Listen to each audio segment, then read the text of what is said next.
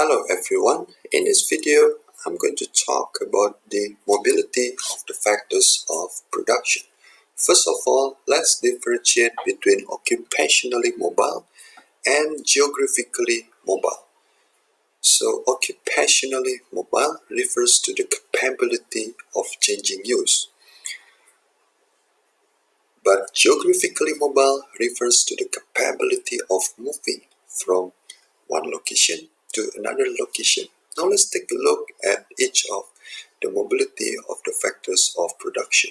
The first mobility is the mobility of land. In general, it is occupationally mobile because today I can use a land for farming, but in the future I may use that same land for building houses. It is also geographically immobile because it's not possible to move that land to another country or another location. The second mobility is the mobility of labor. So it is the ability of labor to change where it works or in which occupation. In general, it depends on the labor itself. But in a situation where the labor is geographically immobile, we can look at 5 reasons why they are geographically immobile.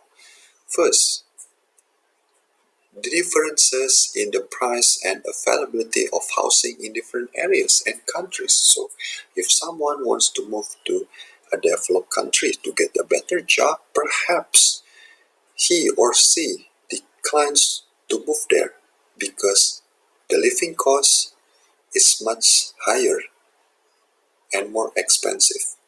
Second is about the family ties.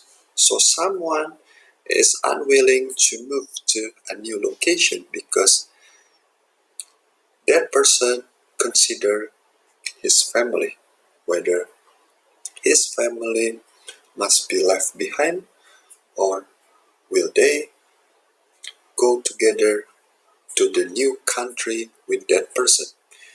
Third is about the differences in educational system because each country has different educational systems. Fourth is the lack of information, and the last one is the restrictions on the movement of workers. So usually it is due to the work permit by the government. It can be occupationally immobile due to the lack of information about vacancies, but in general it is due to the lack of skills and qualifications. The third mobility is the mobility of capital. So it is the ability to change where capital is used or in which occupation.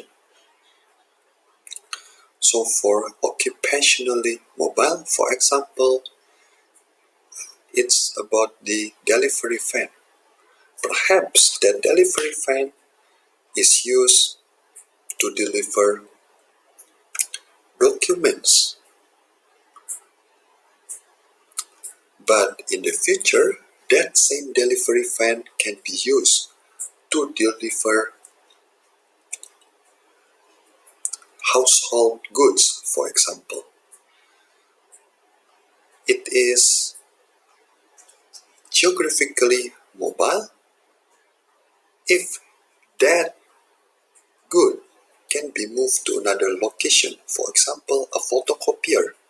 So today, that photocopier is used for a Singapore company, but in the future, that photocopier can be sold to an Indonesian company.